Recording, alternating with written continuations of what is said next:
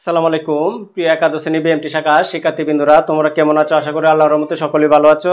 আজ তোমাদের জন্য মার্কেটিং নীতি ও প্রয়োগ এক এক থেকে আমি সাজেশন দিব, প্লাস তোমাদের সিলেবাসটা বন্টন করব এবং কত পেলে পাস করবে তাও জানাবো। চলো আমরা আগে সিলেবাসটা বন্টন করি। তোমরা এখানে দেখো, তোমাদের মোট নাম্বার থাকবে 60। যেমন তোমাকে মোট নম্বরকে দুইটা ভাগে ভাগ করবে, একটা হচ্ছে রচনামূলক প্রশ্ন থাকবে আর একটা হচ্ছে সংক্ষিপ্ত প্রশ্ন থাকবে। রচনামূলক প্রশ্ন থাকবে তোমাদের 10টি, উত্তর করতে হবে 5টি, যার মধ্যে এক একটা প্রশ্নের মার্ক হবে 8 করে, তা 5 কত 40। তোমাদের রচনামূলক প্রশ্ন থাকবে 40 নাম্বার, 10টি প্রশ্ন থাকবে, 5টি প্রশ্ন উত্তর করতে হবে। তারপর সংক্ষিপ্ত প্রশ্ন থাকবে তোমাদের 10টি, উত্তর করতে হবে 5টি, তাহলে 4 5 এক একটা প্রশ্নের মার্ক হবে 4 করে, 4 5 কত 20। তোমাদের টোটাল মার্ক হবে যে 40 আর 20, টোটাল মার্ক হবে 60। এখানে তোমাদের মোট নাম্বার হবে 60, তোমাদের পাস নাম্বার হবে 20। তোমরা 60-এর মধ্যে যদি 20 পাও তাহলে তোমরা পাস করবে। তারপর তোমাদের 24 সালের সিলেবাস অনুসারে দেখো কোন কোন অধ্যায়গুলো আছে। প্রথম অধ্যায় আছে, তৃতীয় অধ্যায় আছে, চতুর্থ অধ্যায় আছে, পঞ্চম অধ্যায় আছে, ষষ্ঠ অধ্যায় আছে, অষ্টম অধ্যায় আছে। তোমাদের মোট অধ্যায় হচ্ছে 6টি।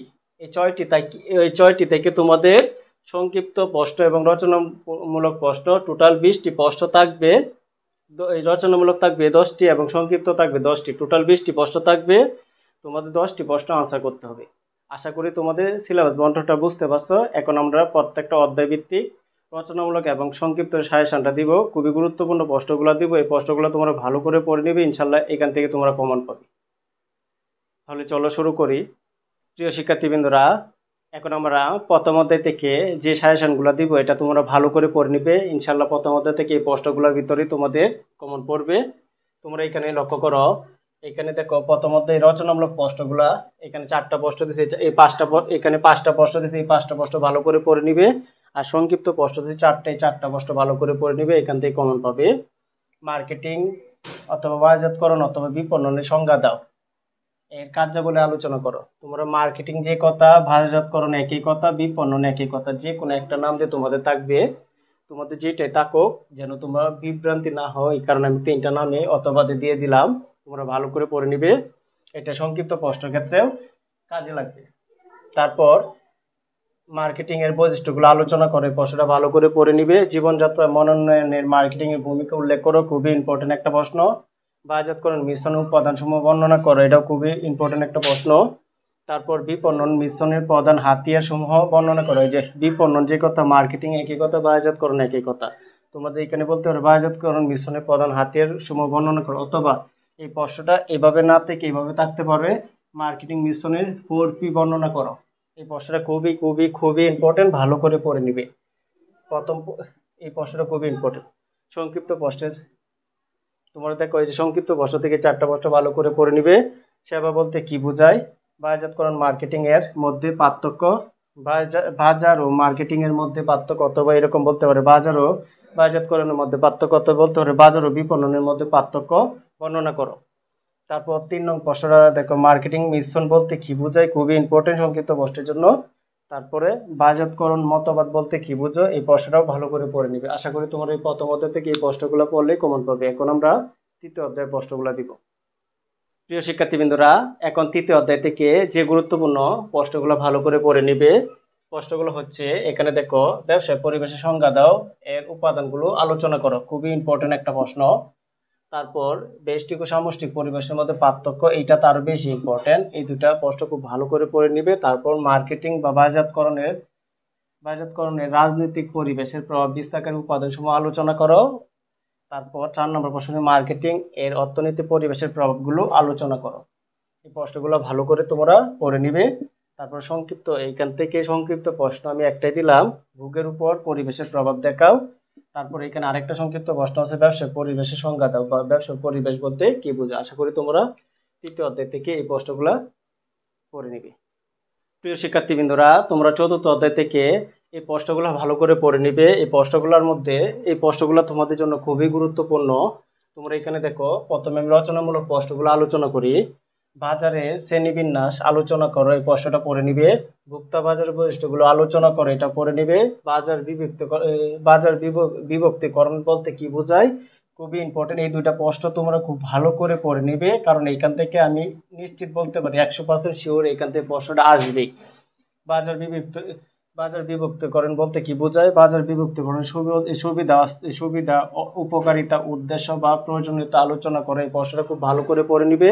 তারপর বাজার বিভক্তকরণের বিবেচ্য বিষয়সমূহ বা সত্যসমূহ আলোচনা করে। এই প্রশ্নটাও খুবই ইম্পর্টেন্ট। এই তিনটা প্রশ্ন তোমরা খুব ভালো করে পড়ে নিবে। এখান থেকে তোমাদের একটা প্রশ্ন বা দুইটা প্রশ্ন থাকবেই। তারপর সংক্ষিপ্ত প্রশ্নগুলো লক্ষ্য করো। ভোক্তা বাজার বা ভোগ্য পণ্যের বাজার বলতে কি বোঝায়? সংক্ষিপ্ত প্রশ্নটা খুবই ইম্পর্টেন্ট।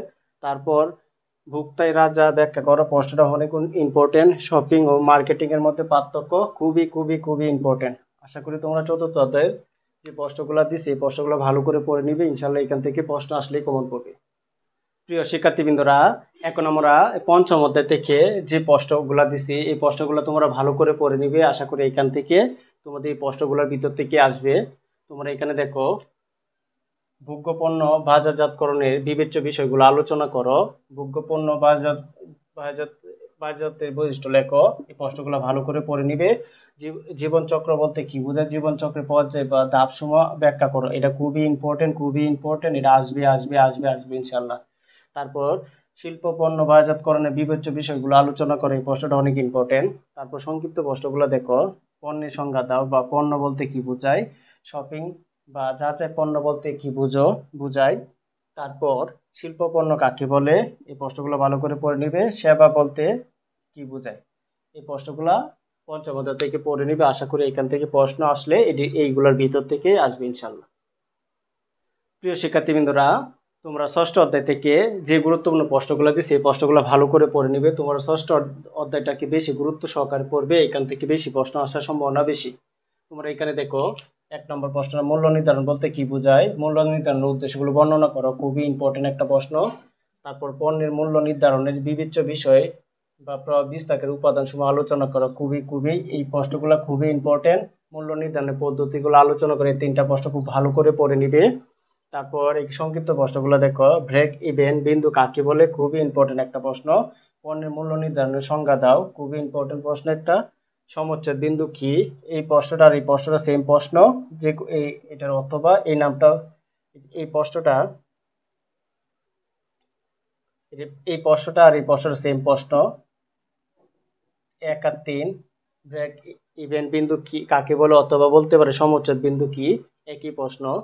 তারপর মূল্য নির্ধারণের কৌশল বলতে কি বোঝায়? প্রশ্নটা ভালো করে পড়ে নেবে। তারপর মূল্য নির্ধারণের যুগ পদ্ধতি জনপ্রিয় হওয়ার কারণ কি? এই প্রশ্নটা ভালো করে পড়ে নেবে। চেইন স্টোর কাকে বলে? অষ্টম অধ্যায় থেকে প্রশ্ন দিয়েছি, এই প্রশ্নটা ভালো করে পড়ে নিবে। আমি আর অন্য অধ্যায় দিলাম না। এই অধ্যায়গুলো তোমরা পড়লেই আমি আশা করি আল্লাহর রহমতে শতভাগ তোমরা কমন পাবে। প্রিয় শিক্ষার্থীবৃন্দরা, আমার ক্লাসটি যদি তোমাদের ভালো লেগে থাকে তাহলে অবশ্যই আমার চ্যানেলটি সাবস্ক্রাইব করবে, লাইক শেয়ার কমেন্ট করবে, আমার চ্যানেলটিকে বেশি বেশি শেয়ার করবে, যেন তোমরাও উপকৃত হতে পারে এবং তোমার দ্বারা যেন অন্যরাও উপকৃত হতে পারে।